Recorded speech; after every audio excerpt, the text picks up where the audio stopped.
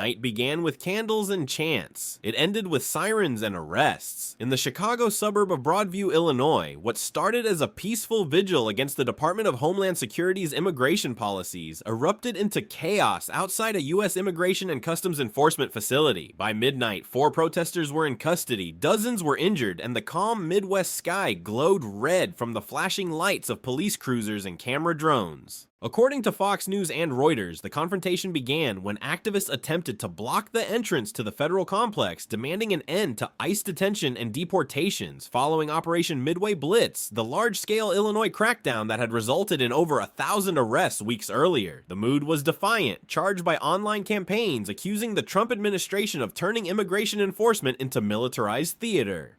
Then came the escalation. Police lines advanced as demonstrators threw smoke flares and bottles. Riot shields clashed with umbrellas painted with slogans. Officers moved in using crowd dispersal rounds as protesters shouted, "Who protects us from you?" Within hours, the scene had shifted from civil disobedience to confrontation, a reflection of a country increasingly split over who holds the moral ground in the battle between law and order. The timing could not have been more volatile. Just one day earlier, a federal appeals court had partially restored President Donald Trump's authority to federalize the National Guard in Illinois, though it stopped short of permitting direct deployment. The legal tug-of-war sent a shockwave through state politics. Trump held the power to call up the troops, but he could not yet send them into the streets. On conservative networks, commentators framed the decision as a historic victory for executive authority. On the left, The Guardian and Al Jazeera called it a constitutional limbo, warning that such half measures only intensified tension between Washington and the states. At the center of it all stood the Broadview ICE facility, once a bureaucratic outpost, now a symbol of national division. Protesters called it the Fortress of Cruelty. Federal agents called it a line that cannot fall. Former ATF Special Agent Bernard Zaffer, speaking to Fox News, warned that the situation illustrated a new fragility in the American system. He noted that litigation interfering with executive power to deploy the National Guard was nearly unprecedented in U.S. history. These troops aren't there to fight citizens, Zaffer explained. They exist to relieve local law enforcement to support barricade security and prevent escalation.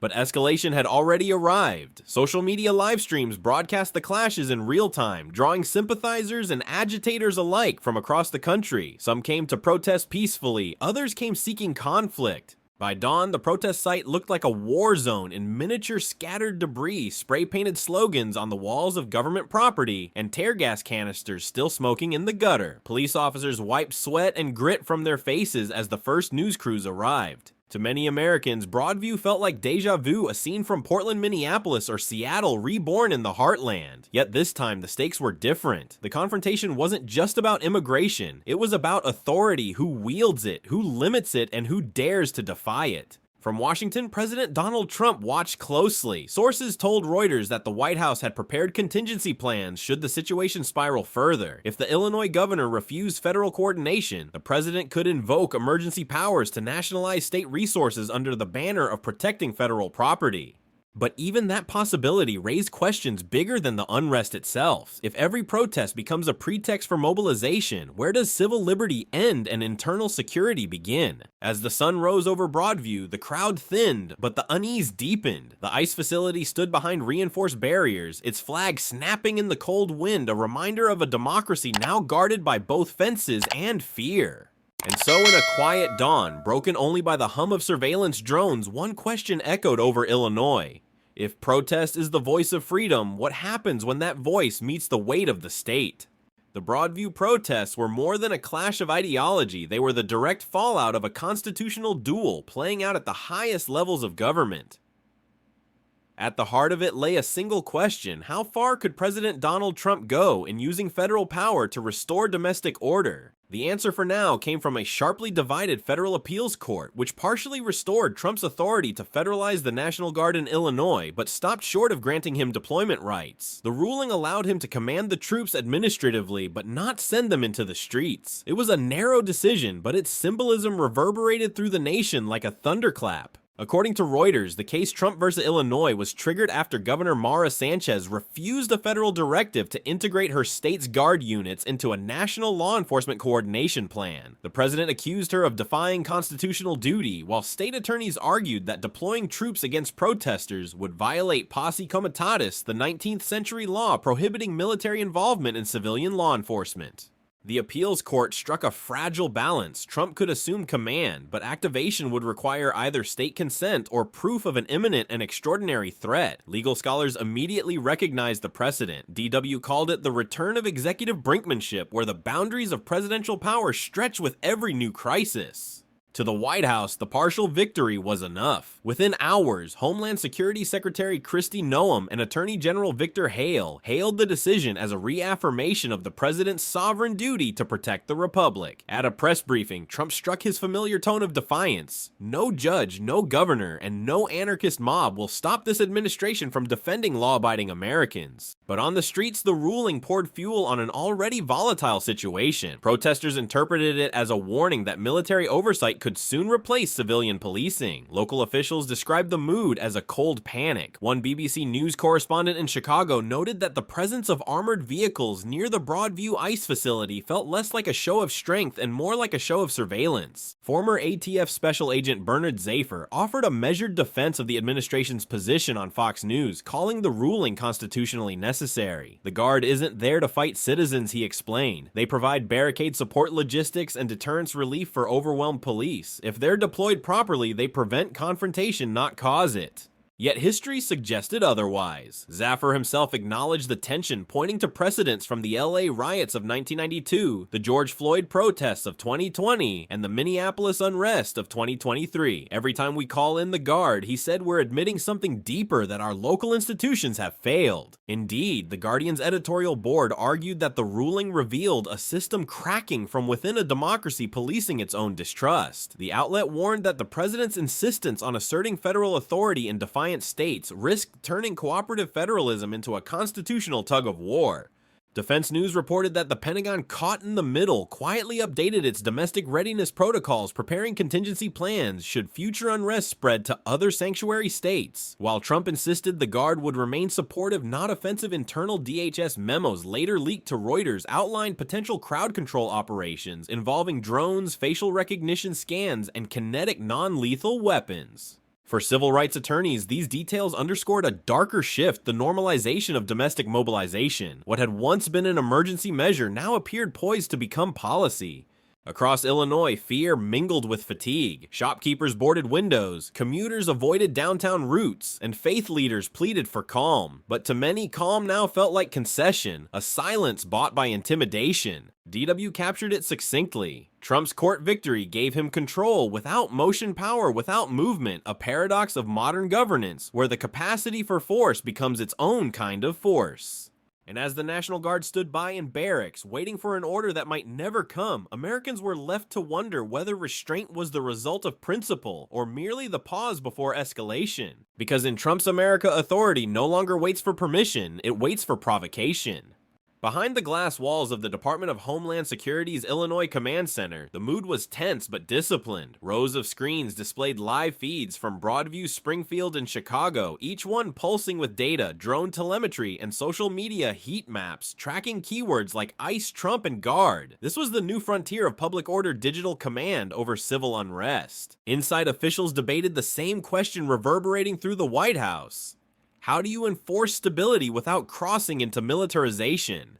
According to Reuters, the internal argument split along two lines. One camp, backed by the Justice Department and the Pentagon's Northern Command, insisted the Guard's presence should remain purely logistical traffic management, perimeter defense, emergency medical support. The other, led by hawkish advisors in the National Security Council, pushed for a limited tactical presence to project authority and deter rioters. President Donald Trump, briefed hourly from the Situation Room, reportedly told aides optics matter more than orders. Show strength, don't swing it. His directive captured the paradox of his administration's new doctrine power through restraint dominance through display.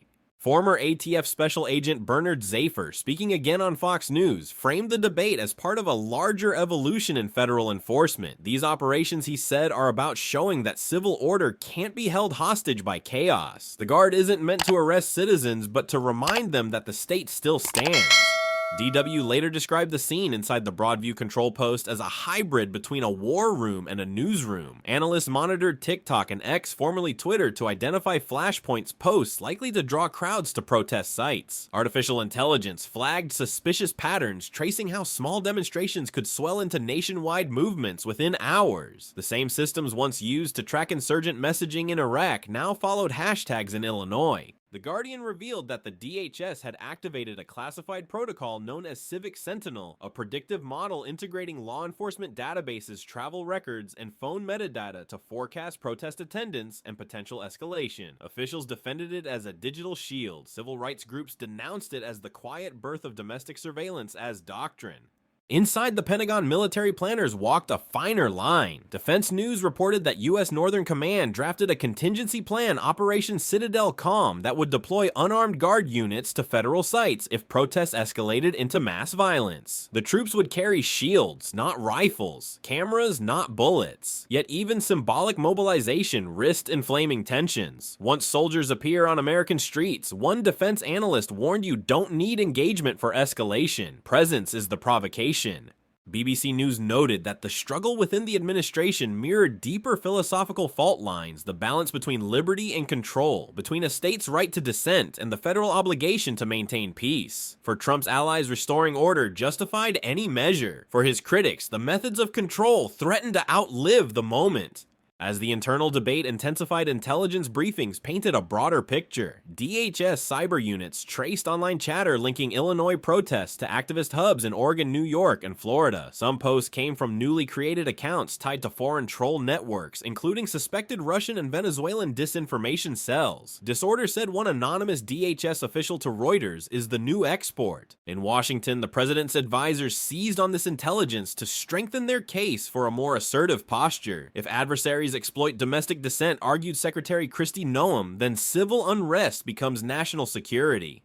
Thus the lines blurred again. Peaceful protest, violent riot, foreign manipulation, each now folded into the same operational matrix. The machinery of enforcement expanded, justified by its own efficiency.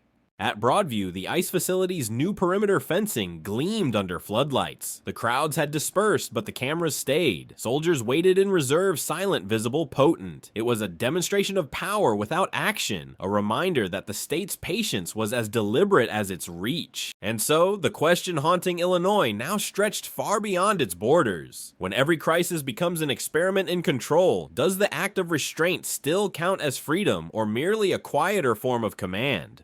The fires of Broadview had barely cooled when intelligence briefings revealed a chilling truth: the unrest was not organic. What began as a protest over immigration policy had evolved into a national flashpoint fueled by social media radicalization, digital echo chambers, and out-of-state agitators drawn by the promise of confrontation.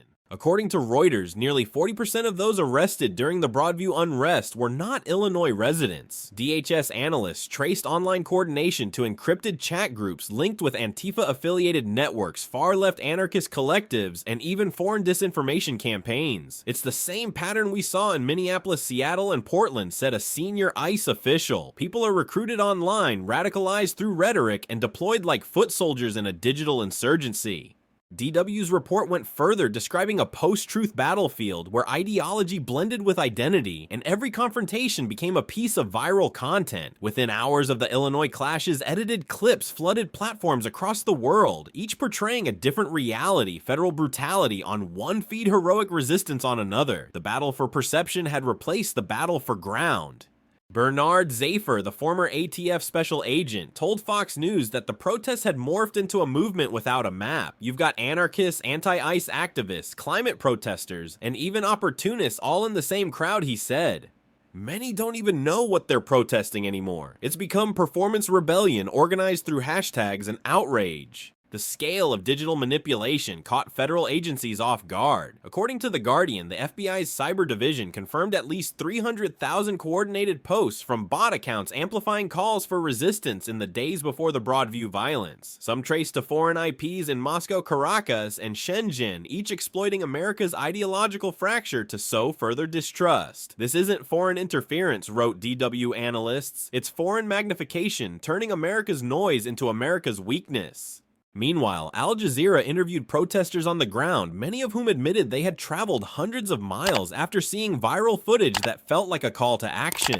One young demonstrator from Arizona said, "We thought Broadview was where America had to choose freedom or control." His words, echoed by thousands online, captured a generation's growing disillusionment with institutions they once trusted. The Trump administration, however, saw the events as validation of its warnings. At a press conference, DHS Secretary Kristi Noem declared, "What we are witnessing is not protest, it is infiltration. These are coordinated attacks on sovereignty." She announced the creation of a domestic influence task force uniting DHS, FBI, and Cyber Command under a single mission to identify, track, and neutralize online networks that incite or amplify violent unrest. Civil rights organizations immediately voiced alarm. BBC News quoted the American Civil Liberties Federation, calling the move a digital dragnet aimed at dissent. Privacy advocates warned that algorithmic profiling could sweep up journalists, activists, or anyone expressing criticism of federal authority. The danger, wrote The Guardian, is that in trying to stop extremism, the government may criminalize emotion itself. Yet the public's exhaustion tilted opinion toward control. Polling by Reuters Ipsos found 61% of Americans supported temporary restrictions on radicalized online content if it reduced violence. For the Trump administration, that was political oxygen proof that security still sold better than freedom in times of fear.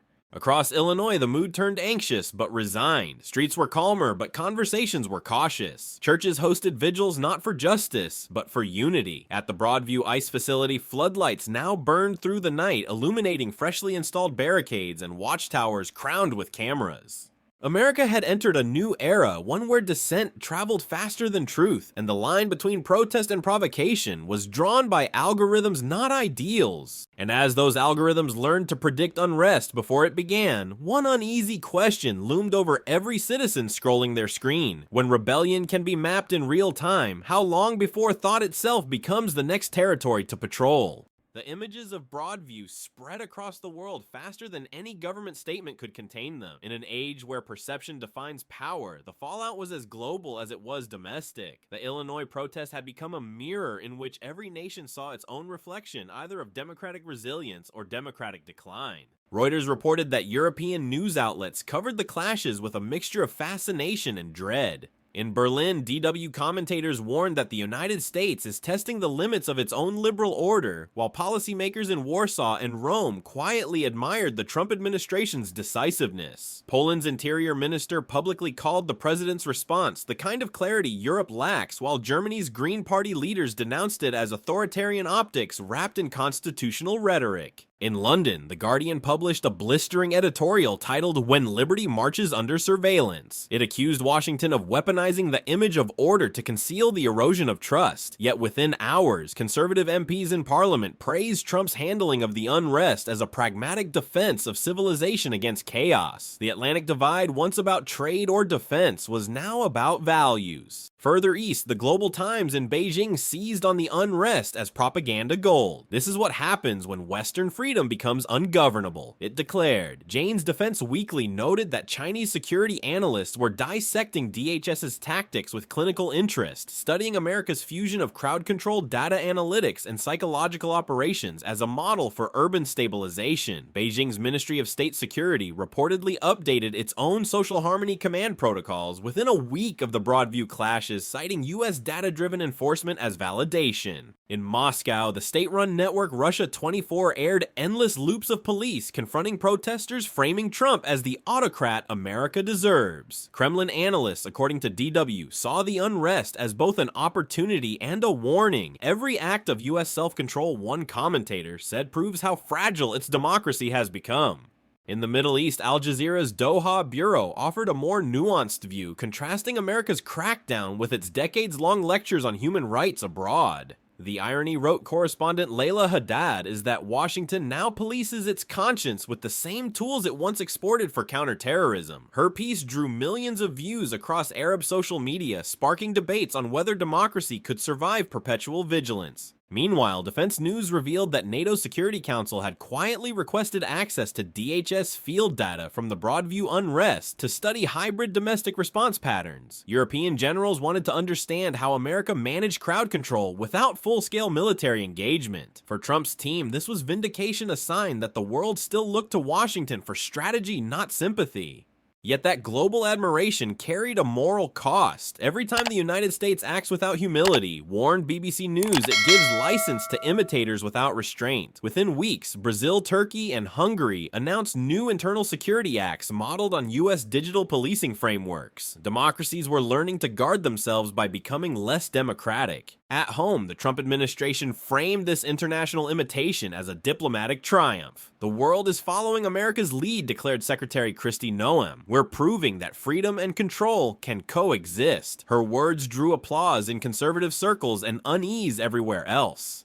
For many observers, Broadview had ceased to be a place. It had become a precedent. The Guardian described it as America's global export of caution, a playbook for every leader who claims to protect liberty by narrowing its space. And as headlines faded but imitations spread, one truth emerged: the world no longer measured freedom by how loudly people could shout, but by how safely governments could silence them. Which left the final uncomfortable question hanging in every newsroom and parliament alike. If every nation learns to preserve democracy through control, will any of them remember how to preserve it through trust? Weeks passed, and the chaos of Broadview dissolved into uneasy quiet. The ICE facility, once the stage for national outrage, now resembled a fortress of bureaucracy. Concrete barricades lined the perimeter, drones hovered silently overhead, and National Guard vehicles sat idle under tarp symbols of readiness that needed no activation. Order had returned, but it carried the texture of tension. According to Reuters, federal authorities filed over 300 charges related to the unrest, ranging from unlawful assembly to assault on federal officers. Yet most cases never reached trial. De-escalation by discretion, one DHS official called it. The point was, deterrence, not prosecution. Critics called it something else: quiet intimidation. President Donald Trump praised the results as proof that federal strength prevents local weakness. In an address from the Rose Garden, flanked by Homeland Security Secretary Kristi Noem and FBI Director Kash Patel, he declared, "America is learning once again that peace requires presence. When our government hesitates, chaos wins." His approval rating surged among security-conscious voters, but plummeted among independents. The Guardian summarized it succinctly: the more he controls, the more he divides. For many Americans, the meaning of peace had shifted. BBC News reported that protests were still occurring, but smaller, more subdued, often preemptively surrounded by police barricades. Activists whispered that they were being tracked before they even arrived. DW revealed leaked DHS documents showing predictive policing software originally used for gang mapping, now monitoring event planning keywords online. In the name of preventing violence, spontaneity itself had become suspicious. Civil rights lawyers challenged the practice in federal court, arguing that the government's expanding use of civic sentinel technology blurred the line between public safety and preemptive surveillance. "We are policing possibility," one attorney told Al Jazeera, "not crime," but the administration defended it as data-driven patriotism. Outside Illinois, the model spread. Defense News reported that Operation Citadel, Calm the Backup plan conceived during the Broadview crisis, was now active in 5 states under the umbrella of Trump's National Security Restoration Initiative. The system integrated intelligence, transportation, and communication networks into a continuous alert grid, an invisible nervous system monitoring the pulse of the nation. Meanwhile, abroad, the world absorbed America's lesson. In Europe, cities quietly expanded surveillance under infrastructure resilience programs modeled after DHS protocols. In Asia, China's state media celebrated what it called the American awakening to manage stability. And in Moscow, Russian analysts called it proof that liberalism ends where fear begins. Back home, the Illinois winter came early. The Broadview streets were cold, and still the air heavy with the hum of machinery. The flag above the ICE facility waved under gray clouds, both triumphant and tired. Nearby, a mural appeared overnight, painted by an anonymous artist. It depicted 2 hands, one holding a protest sign, the other a surveillance drone. Between them, a single question in red paint: who watches whom? That question captured the paradox of Trump's America in 2025. The state was strong again, its borders guarded its protests, contained its cities orderly, yet every victory carried the faint sound of surrender, of privacy, spontaneity, and unmonitored thought. As DW observed in its year-end analysis, democracy is not only tested by crisis, it is transformed by how it survives one. In Illinois, survival had meant submission to vigilance. The streets were safe, but the silence was new and it was spreading. So as another drone traced its arc above the frozen fields, the light of its sensor blinking in steady rhythm, a single question lingered in the cold morning air. If peace now requires constant watch, is America protecting its freedom or merely proving that it no longer